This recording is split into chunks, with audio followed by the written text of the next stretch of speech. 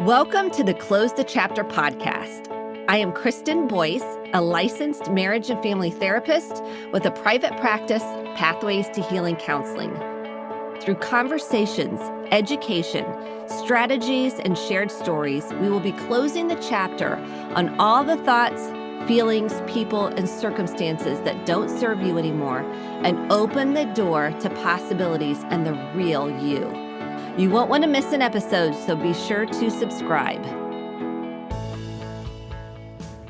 Welcome to this week's Close the Chapter podcast. You are here with me. You matter, you're important, you're loved, and you're enough. If you have not heard that from anybody, please take that in right now. Take a deep breath in and try to take it into your heart because it's truth. And we just don't get told enough that we matter because we are constantly feeling like, does anyone care? Does anybody see me? Does anyone understand me? And that is the need of every human on the planet. And so you do matter. And I'm so glad you're here. Today's conversation is wanted to have for a long time, and I've never had anyone on the podcast to talk about this subject. And this isn't to label anyone or diagnose anyone. So I want to preface that right away. It's a diagnosis that people can misinterpret, and it's really important to understand. And a lot of it is rooted in trauma. So don't get hung up on the diagnosis part because that can throw us off. And everything's on a continuum.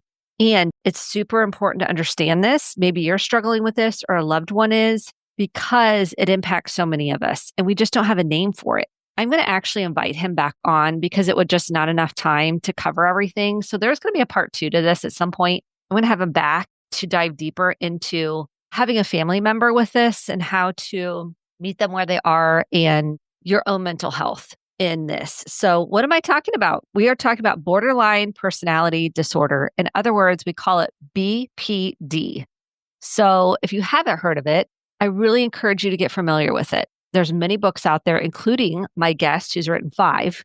Let me tell you a little bit more about Dr. Daniel Lobel. He's a clinical psychologist in private practice in New York. You'll hear that when you hear him in the interview. He is an internationally recognized expert on diagnosis and treatment of borderline personality disorder, BPD, and consults with individuals and institutions around the world.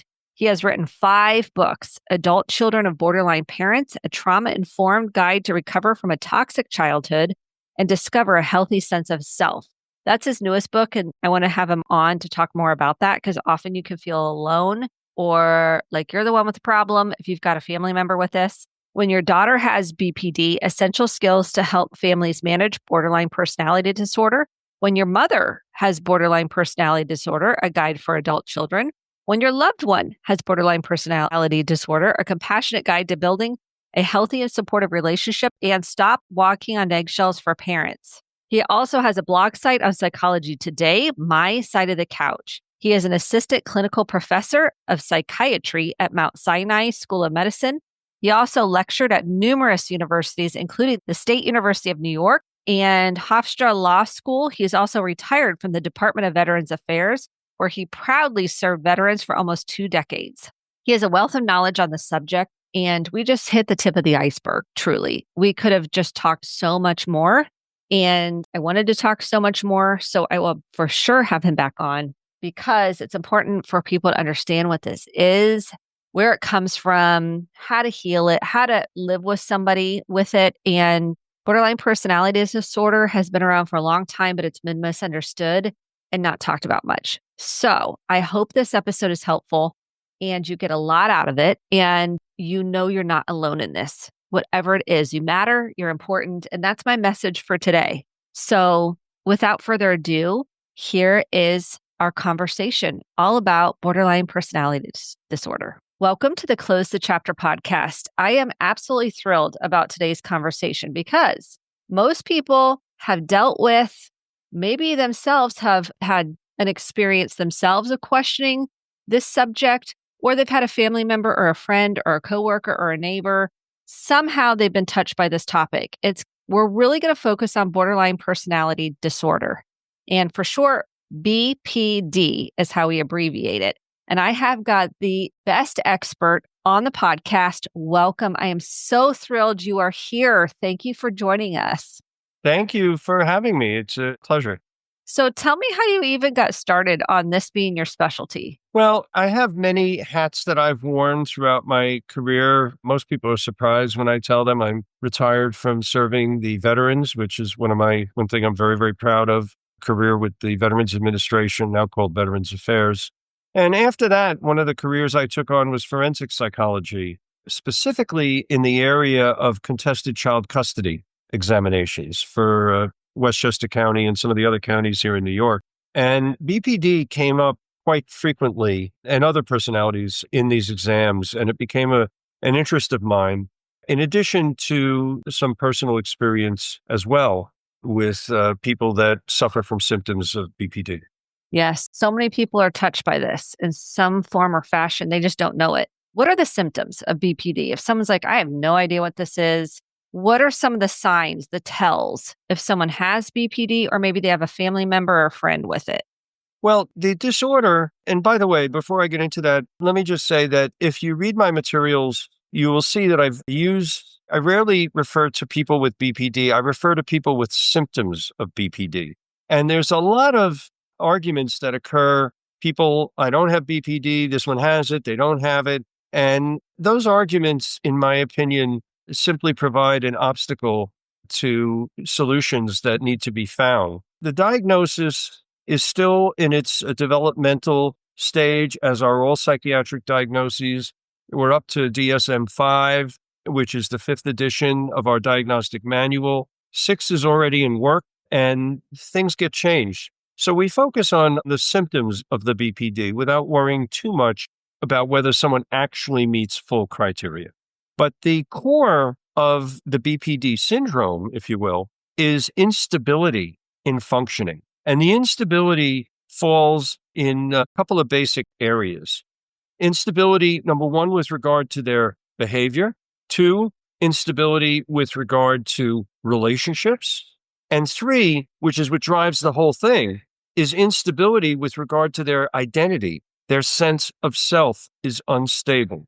And the unstable sense of self, which is highly reactive to environmental factors, the interactions they have with other people, and also highly reactive to their moods and changes in mood. And that would actually be another form of instability, is the instability of mood. These factors create a great deal of instability that then is manifested by the symptoms you would see if you were looking at the DSM checklist. Things such as lashing out at others when they're frustrated, unstable mood, going from one mood to another very, very quickly. You can be very happy and joyous at times, and then something is said and they don't like a particular word or a tone, and they can become very angry or in a very bad mood. There's the issue of emotional dysregulation, which is the struggle that people with these symptoms have to be able to process their own emotions, resulting in erratic or unpredictable behaviors, impulsive behaviors at times. Spending sprees, promiscuity would be examples of those kinds of things. Sometimes it could get worse than that. The lashing out at others sometimes can get physical. Other times could use very strong language and be considered emotionally abusive behavior. Many people with this disorder also experience, as they say, a transient paranoid ideation, feelings like other people are out to get them or against them, and also feelings of a dissociation or experiences of dissociation, which involves them feeling like they're sort of present, but not really present. I described the dissociation, which is common in other disorders, most notably post-traumatic stress disorder. I described the dissociation as sort of a daydreaming on steroids. So it's like daydreaming to another level where they can almost be non-present and still be walking, talking, and awake. And so all of these are symptoms of BPD. They don't all necessarily have to be present at the same time. They don't all necessarily have to be present in each individual. But the core symptoms of instability of self, mood, relationships, and behavior, they are what defines the disorder. And they are also what we target when we try to improve family relations or improve functioning. Talk to me about abandonment and the fear of abandonment and rejection. How does that play into it? Because of the struggle that the people with symptoms of BPD have to try to have a consistent sense of self, they often define themselves as by how other people treat them. So if somebody abandons them, which could simply mean not returning a phone call in a timely way, and I'll get back to that in a moment, or breaking off a relationship, or forgetting to invite them to a party, or any kind of slight like that, is interpreted by people who have a BPD as the other person seeing them as worthless, of low value. And because of the abandonment, they then take that on, that aspect of identity on for themselves. So if you don't return their phone call, or if you don't invite them to the party, then they start to feel worthless internally. And then they experience a sense of self-loathing, which is extremely painful. And they're going to the negative, the biggest negative aspect of their self-perception. We would talk about that in terms of devaluation. We often talk about, with BPD, the idealization and devaluation. They also referred to as black and white thinking, or seeing things in extreme. So that would be the negative sense of self, the devalued self. You don't want me at your party, or you didn't even take the trouble to return my phone call. Therefore, I'm worthless. Now, me as the BPD, now I'm angry at you because you made me worthless because you slighted me. And then comes the lashing out. So this can be challenging, right? It's very challenging. Yeah. And just to get back for a moment, there's something I call the brutal clock, which I've written about a few times, where you don't know if you're dealing with someone who has significant symptoms of BPD and they say, "Can you call me back?" You don't necessarily know when they expect to be called back, but they have the brutal clock. They'll set the clock, but they won't tell you this. But they'll decide if they call you back within 2 hours, then you're okay and you've honored them and you've supported the idealized sense of you. But 5 minutes later, too late. But you don't know because they'll never tell you what the clock says. And 5 minutes later, you don't care about me. You don't treat me properly. You're abusive, just like my mother was, and on and on and on and on, because they've set the clock. You don't know what the clock is, and you've tripped the wire. So the book, I Hate You, Don't Leave Me. Tell me about how that saying encapsulates potentially BPD symptoms. Again, the lashing out is probably the most disturbing behavior that others will experience who are having a relationship with individuals who have symptoms of BPD. And the lashing out can occur and will occur more as the level of intimacy grows. So this produces this manifestation, which people find puzzling, that in close, intimate situations, like in a family environment or in a marriage or between a parent and a spouse, between a parent and a child, rather, in those settings, you see the lashing out, you see the instability, the pushing away. But in casual relationships where there's no need dependency involved, they don't behave that way. So you have a parent or a spouse who's lashing out anytime they don't get what they want. And then everybody says, "Oh, but your parent is such a nice person. They're so sweet. They're so kind," because they behave that way in other settings. In the intimate situation, where the intimacy defines the attachment, they're attached and they feel loving feelings, or their version of loving feelings, then they get even more angry when you don't please them. And you can't please them because to please them, you would have to reach their level of ideal. You'd have to be perfect. Since nobody's perfect, you will always disappoint them, and then they will lash out. And then when you say, "Well, look, if you don't love me or you don't want to be with me, that's okay." "Oh, now you're abandoning me." And so it's the push-pull of the, what's the title of the book? I Love You, Don't Leave Me. Yeah. Or, I Hate You, Don't Leave Me. Also, we may not have time to get too much into this. This also concerns the nature of the intimate relationships that they have. And because of their instability, pretty much they're only capable of having what we refer to as transactional relationships. Transactional relationships are relationships where relationship itself is redefined on every transaction. There's no context. So you please them for 6 months, you do one little thing wrong, and you're in the doghouse, and you can't get out until another cycle occurs, until their mood recycles to a point where they're willing to possibly reconceptualize you. And so there's no credit. There's no credit. If you called them, if you've been on time, if you've been punctual 80 times in a row, and one time you're late, you're still going to get blasted. That's the transactional relationship versus what I call a contextual relationship, which they don't have very much of because of the instability, where the contextual relationship, you've been on time 80 times in a row. If you're late, I assume you have a pretty good reason. That's what that would sound like in its contextual form. We can take this back. Stop me if I'm going too Oh, this deep. is great. Yes. No, But we have to take this back please. to the attachment style. Yes. The transactional relationship is based upon an insecure attachment style. They never really feel attached. They need a constant reinforcement that you like them, you love them, you respect them. It needs to be demonstrated over and over and over and over again. And there's no bottom. You can't fill that up. There's no way to fill that pauldron up because there's a hole in the bottom. And so you have to continuously reinforce your respect, your loyalty, that the most important person in your life.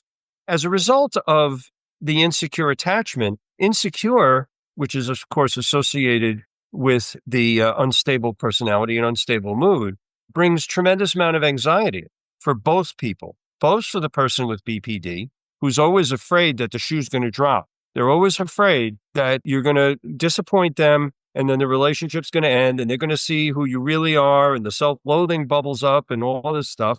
And this also would explain, to mention another title, the walking on eggshells. The walking on eggshells is the non-affected person, the person who doesn't have BPD, who realizes that if they say something wrong, or if they say something the wrong way, or if they make any kind of error, they're going to get blasted. They are not able to relate in a spontaneous fashion. They relate in a very guarded fashion, sharing in vulnerable areas, sharing minimal, because it can become a target for the lashing out. Of course, this is then perceived by the person who has BPD. Oh, I see. You have to tiptoe around me, right? You think I'm some kind of monster, right? And it becomes this constant, literally constant tension in a relationship that they have with people who are close to them. People, casual relationships, this does not come up because they're not attached to the people at all. They don't need to be attached to the grocer. They don't need to be attached to the child's teacher. And they have a great relationship with them. There's no attachment. And do you find it goes, oh, you're the most wonderful person in the world, to you do the one thing and you've now gone to the bottom of the barrel. You are a horrible person. That's right. Because the lens of the individual with significant symptoms of BPD is one that can only see extremes. And again, that's the idealization and devaluation. So initially, if you're attractive to a person with symptoms of BPD, they will idealize you. And you can see this as a therapist, by the way. A person comes into your office and you never met them before. And then after 15 or 20 minutes, they'll tell you, oh my gosh, you are the most amazing therapist, the most wonderful man. Nobody's ever like you. I've been to 100 therapists. You are the absolute best. After 15 or 20 minutes, I haven't even said anything. So an inexperienced therapist will be like, oh, gee, this is great. I'm so good. A experienced therapist will say, because it's the idealization, not just in the therapy, but also in interpersonal relationships. It's the idealization that sets up the devaluation. Their expectations are the expectation of perfection. Human beings don't know how to do perfection. We're not able to do perfection. Supposedly, God, if you're a religious person, God is perfect. We are not. It's in the Bible. It's in most of the religious texts. And so you make one mistake, and then you don't go from perfect to near perfect. You go from perfect to dirt. Now you're the worst. I don't know what kind of therapist you are. You should be fired. Lashing out occurs in the therapy situation, by the way, with reports to ethics boards, with bad reviews on health grades and all kind of things like that. I mean, all kinds of lashing out, because even though yesterday you were the best therapist in the world, today you said something wrong or I didn't like your tone, boom, straight down. Yeah, it can And be. again, it promulgates the instability, more instability.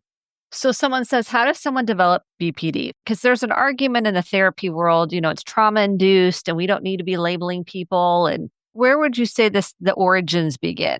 The research in this area, and there is some research, but it's very hard to do this research. And the reason that it's hard to do this research is because this would require longitudinal research, meaning that you would have to study people pretty much from their birth, maybe for 20, 25 years, maybe even 30 years to do a good study. We don't live long enough to be able to do 30-year studies on individuals. In addition, during the course of a 30-year period, a lot of things can happen to a person that have nothing to do with what you're actually studying, but can have tremendous effects, the so-called confounds in research. People have divorces, people have tragedies and traumas and all kind of things and physical illnesses. So the kind of research that we would like to have to answer that question is probably not going to happen.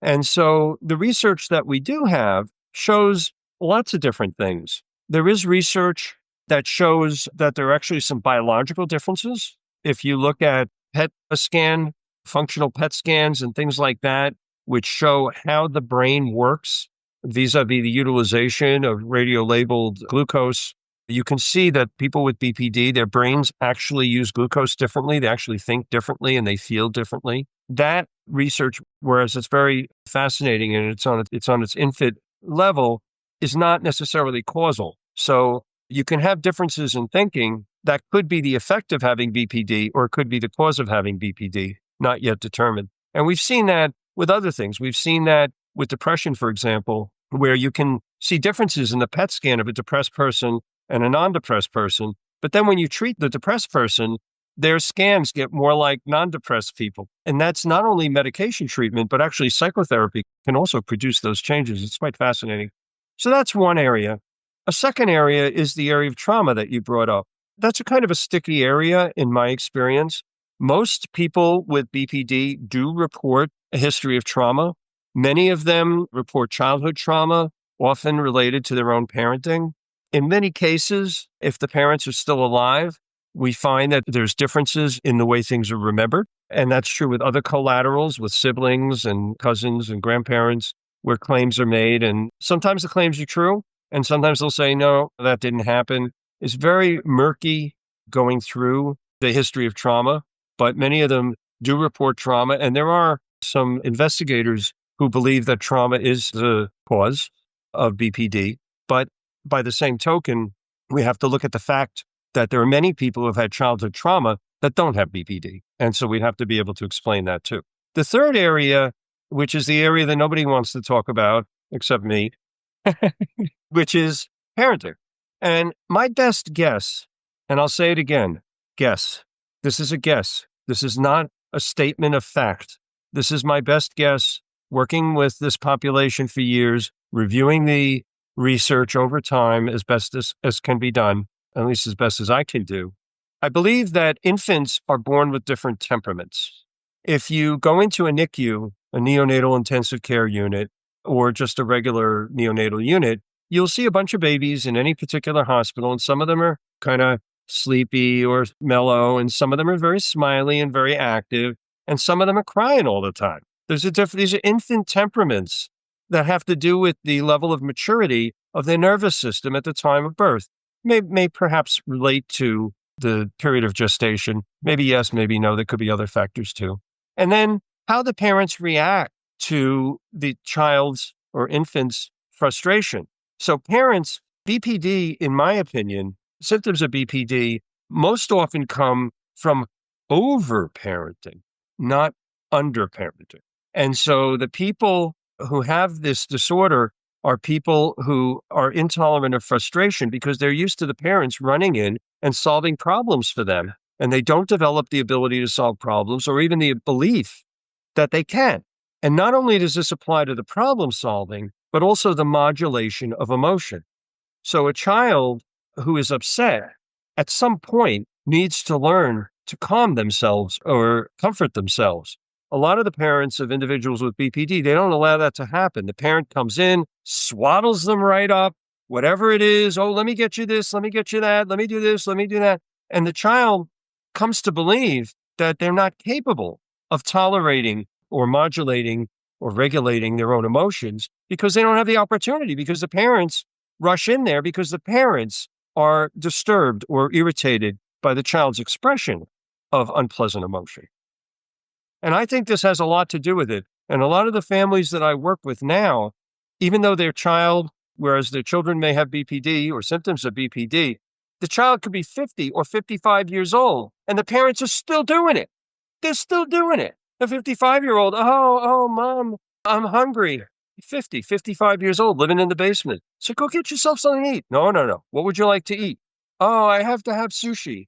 Okay, all right. I'll drop everything right now. I'll get you the sushi. What kind of sushi? Well, I don't like the place on Main Street. Their sushi's not good. Could you go to Lexington Avenue? That's about an hour away. Oh, I'm so hungry. I'm so hungry. A 55-year-old person. Yeah. And these patterns, this is most of the work that I do these days, is helping the families to stop this enabling behavior. Because you'll see it in marriages too. I mean, you'll see it with someone married to BPD. I mean, they will, just to keep the peace, they don't want to be the target of the rage. So they're going to try to do everything they can to try to keep the peace. So they are not, they don't go into a rage. Do you find that? That's exactly right. Yes. And we're back to the walking on eggshells. And so we talk mostly about female BPD, but men have BPD too. And I've seen BPD in men, and it's the same thing. It's like, doesn't matter what the gender is. The spouse gets annoyed about something, and the other spouse knows there's going to be a blowout and a blow up, and it's going to ruin the whole day. And there's going to be lashing out. It's just going to ruin everything. Okay, whatever it is. Okay. And I'll give it to you. I'll give it to you. Whatever it is. That's right. I work with a lot of couples, and I'm like, you are doing this because it's easier to have that than have the rage. And what can happen is it plays with people's minds. This is what I'm finding, like just doing this for so long. This is the pattern.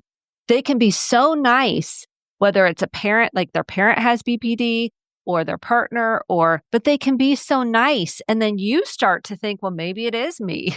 Well, maybe I did do something, especially a child with a parent with BPD. It's like a mind game. They can be so loving.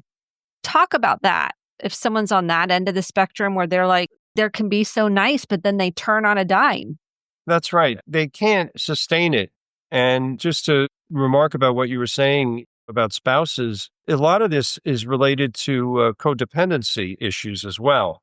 And so people with symptoms of BPD, they prefer for other people to do for them what they are capable of doing for themselves. Because when other people do it for them, then they feel loved. And when other people don't do it for them, or at least they claim, then they don't feel loved. And I'll get to the core of it in a moment. But these things come up in outrageous ways. There was a woman who had symptoms of BPD, and she had a job and she had to get up early, but she refused to set her own alarm clock. That would be too much of a burden.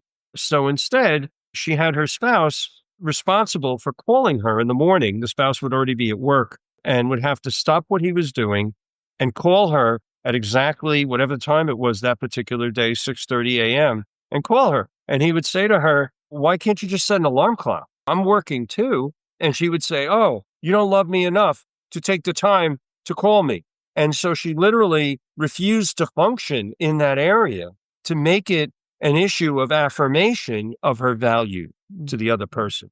And this is where, to get to the core of what you're asking, this is where it all comes down to, is that I believe, and I've written about it, I've seen a little bit of other writing, not a lot, about how individuals with BPD, I believe, have a core self-loathing. They are afraid that they are defective. They are afraid that they are flawed. Many people with symptoms of BPD are quite intelligent.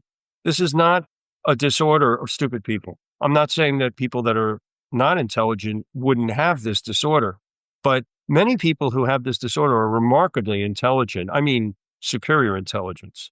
And they see that their functioning is not right. And they see that other people are walking on eggshells around them. But they have this core sense of being defective or repulsive. They have a core sense of loathing, which they spend most of their time trying to either debunk, proving that they're actually not so bad. And they do that by having other people treat them as though they're royalty, or by changing realities vis-a-vis either straight lying or that which we call gaslighting, to change the reality so things that would show a negative light and reaffirm their self-loathing are now changed into different stories. They recreate narratives where they're actually always right They're very reluctant to take any kind of acceptance of any kind of blame or acknowledge any kind of flaw because, again, remember, they tend to see things in black and white terms. So if they forget to pick up their child at school one day, it's not, oh, I made an error today. I usually pick my child up and I forgot to pick my child up today. No, it's you made an error. Therefore, I'm completely flawed. I'm useless. I'm an inadequate parent. And they go down this self-devaluation, which is avoided by them at any cost. And some of it, the rewriting of the narrative, leaves people perplexed because they'll say, you were late to pick up your child from school. Well, they should have told me that they were getting out at 3:00. This is the blame shifting. Well, they always get out at 3. Yeah, but they didn't tell me that they were going to be on time. Last time they were 15 minutes late. If they would have been 15 minutes late, I would have been there on time. Not my fault. School's inconsistent. Sometimes they'll even say, I was there on time, but all the other kids went home and your child was waiting. Well, they all came early. The rewriting of the narrative. Because then that would go into the self-loathing if they accepted and took responsibility. So it's a protector to say, I'm not terrible. So that's why they rewrite the narrative. They can't accept responsibility because then they would go into self-loathing. Is that Exactly what you're right. saying? Yeah. That is what I'm saying. So that's right. The script writing and the retelling the story and all the stories that they tell, and you're like, wait, what? That wasn't what would happen. This is frustrating for folks that are on the other end. They cannot break through the narrative. They cannot break through that story because that protector part is so strong that if you broke through it, then they'd have to really work on that self-loathing, that shame that's so deep. Is that right? So that's why it's pretty armor-clad, locked down. That is right. I always use the term with families, I say, don't relitigate the past. You can challenge their memory of things, and it comes up all the time, especially with couples, but also with parent-child. They'll say, well, we're going to put cameras around the house. I'm like, that's not going to solve your problem. Nobody wants to live that way. Don't do that. Don't relitigate the past. Just repair the present and the future. But the goal here, ultimately, therapeutically, for a person who is suffering from symptoms of BPD would be to be able to say, well, I did make an error, but I'm still a good parent. They're not able to do that because of the black and white thinking. You can't be a good parent and make an error. They have to learn that gray zone. That's why the emotion. See, I think that the BPD symptoms and the BPD structure, and there are others like Dr. Kernberg who would agree with me, is essentially a fixated stage of development where the differentiation of gray in between black and white simply is not developed yet. At what age would that develop typically? The difference. So for those that don't know, like the age of differentiation and getting out of black and white thinking. In a healthy person, that process should be starting 5, 6, or 7 years of age and continue. We do know that the brain continues to develop a good 25 years into life, so it gets tweaked and more refined as time goes on. But if the parents walk on eggshells and if the parents enable the development, to use Freud's term, gets fixated or stopped at that point and stays in the black and white zone. I think that's one of big tells on emotional functioning is, are you stuck in black and white thinking? Can you get to and in both? Can you accept that two things could be true at once? In a BPD, that is not a possibility. It's an either or, right, wrong, good, bad. There is not an and in both. They have challenged to get to the and in both. And a lot of people in family systems try to get that to the and in both. Do you find this? And how do you break free of it? Absolutely. It's one of the most pernicious of the symptoms and the hardest to deal with because it's literally an underdeveloped skill. And so in order to work on this, first of all, you have to stop the enabling. You have to stop the enabling. You have to stop the walking on eggshells, and you have to keep telling them that everything's okay when it's not. Number 2 is you have to provide for the person, at least initially, the same way you would with a 5 or 6 or 7-year-old child. You have to provide the context. And so you have to be the one to say, look, as they try to correct the narrative, no, I wasn't late, the school was early, to say to that person, look, you're on time almost all the time. You're on time 99% of the time. If you're late one time and it's only 15 minutes, you're still a good parent. You just had a bad day. And you introduce the concept of a person who makes an error and is not devalued because the error is not characteristic. You're bringing in the context. It goes back to the transactional versus the contextual relationships and the way of looking at life through that transactional way. You have to bring back the context and say, look, you're a great parent. Look at all the things you do for your child. So if you're late one time, does that make you a horrible parent? You're being rough on yourself. Why don't you give yourself a break? This could be hard to do for someone that's right. Feel like they're beat up all the time. So I just want to acknowledge that too. Like if you're in a relationship with someone, it sounds so beautiful the way you're saying it. Cause I'm like, oh, yes. And I also want to acknowledge this can be tough because you're getting blamed and targeted a lot of the time for their pain. Whatever that looks like, it's your fault. You caused it. And so I just want to acknowledge that I love what you're saying. So try it. I think that could be helpful. That's something maybe people haven't tried. They've tried everything else, but they haven't tried your strategy, right? That's absolutely right. And it's the second or third step in the process for those who do not have BPD, but who are dealing with someone with BPD. The first step being don't relitigate. It's huge. Because It you gets want to, stuck. yeah, you go nowhere. It's like a cat chasing its tail, and then you end up just losing, and then you end up placating again. You're like, oh, it's just easier.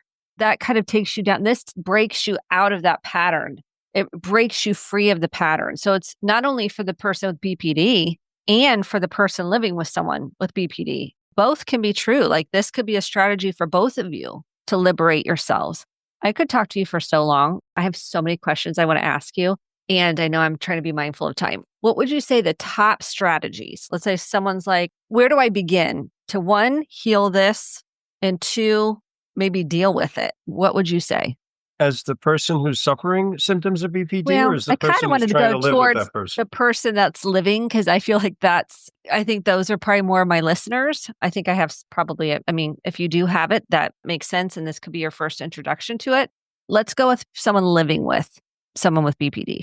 Top 3 strategies. So step number 1 is you must stop enabling. That's the key. That is the key. In my first book, which was When Your Daughter Has BPD, I actually call it the monster. Not that the child is the monster, the disease is the monster. And when you enable the disease, when you give in to lashing out, when you give in to bad behavior, you feed the monster, you reinforce that lashing out is a good way to get what you want. If I don't want to give you what you want, just beat the crap out of me and I'll give it to you. Yeah. What kind of message is that? You got to stop that. And you need help and support. And you might need help and support in order to do that. So just want to say that. Get therapy, go read all your books because you've got 5 books that are extremely helpful on this topic. And we'll link them in the show notes. Okay, so that's 1. Stop enabling. What would be 2? You got to stop the enabling. Step number 2 is you must put up boundaries. The construction and maintenance of boundaries. You're dealing with someone who is inconsistent. Their perception is inconsistent. Their conceptualization of themselves is inconsistent. Their mood is inconsistent. Their behavior is inconsistent.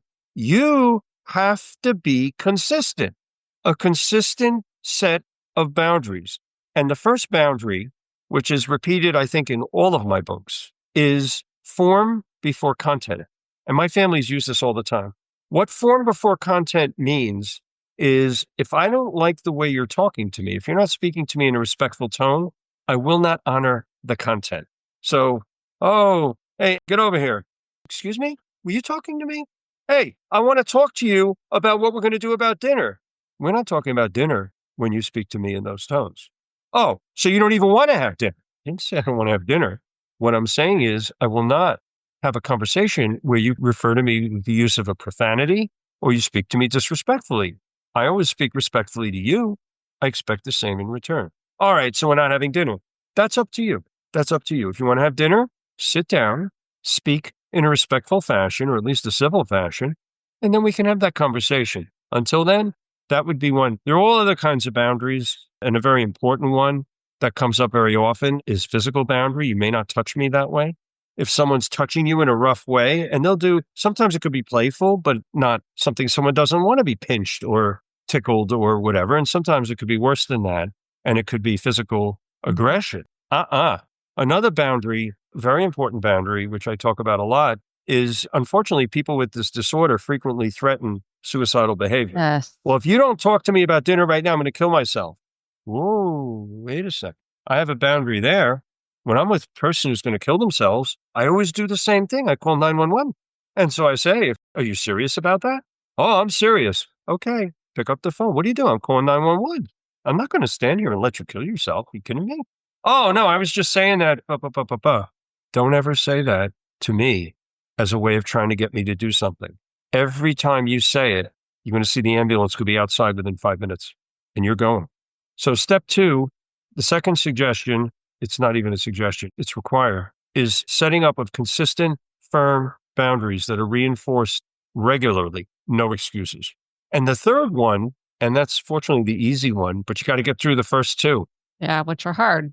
It's very hard to do. The third one is you want to reinforce healthy behavior.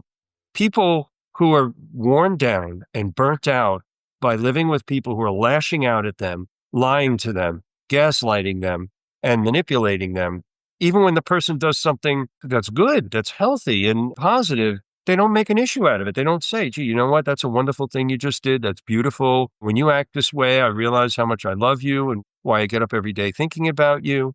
When you have an opportunity for positive reinforcement, you should lay it on thick, especially when you're going through the other 2 steps of stopping the enabling behavior and setting up boundaries. You should be looking for excuses, looking for successes, looking for things to speak positively about. And in this way, you're shifting the relationship into one that has a positive future rather than continuously being focused on negativity. Okay, these are good. I could have you on again, which I might because we have so much more to cover. Where can people find you? If they're like, I learned so much from this conversation, they want more, where can they find more information about you?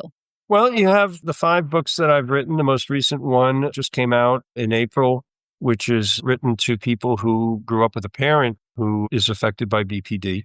You can find me at my email address, which is katonashrink, KATONAHSHRINK @gmail.com. You could find me at my personal website, which is called mysideofthecouch.com. You could find me on Psychology Today website, where I write a regular column coming up on almost 100 blogs for you to read. If you'd like, that's free to the public. And that would be another way of reaching me. Or you could call me on the telephone. And the phone number is 914-232-8434. But generally speaking, the email or the websites are the way to go, or my private website, mysideofthecouch.com. Fantastic. You're the first guest to give a phone number after 300 and some odd episodes. So that's awesome. You're doing amazing work. I like to be very transparent. In the work I do, I'm also very transparent. When I work with people, as I've done with you today, Kristen, I don't just tell them what to do. I explain to them the thinking behind it and partner with the clients that I have in a therapeutic process. And it should be very open, not like the sort of the old medical model. Just do what I say, take two of these and call me in the morning. I don't think that works very well in this particular area. I agree. Thank you so very much for joining us. And I'm so grateful for the work you have out in the world. And I know this is going to be helpful to so many people. And thank you for your time and the work you're doing. Well, thank you very much for having me. And to people who are listening, let me just leave you with a very simple message. Don't give up. Perfect. It's a long ride. It's a very long process. A lot of this stuff doesn't work on the first try. As I say in many of my books, healing is a process, not an event. Thank you so very much. You bet. My pleasure. Thank you so much for listening to the Close the Chapter podcast. My hope is that you took home some actionable steps along with motivation, inspiration, and hope for making sustainable change in your life. If you enjoyed this episode, click the subscribe button to be sure to get the updated episodes every week and share with a friend or a family member. For more information about how to get connected, visit Kristen, KRISTEN, Boyce, BOICE.com. Thanks and have a great day.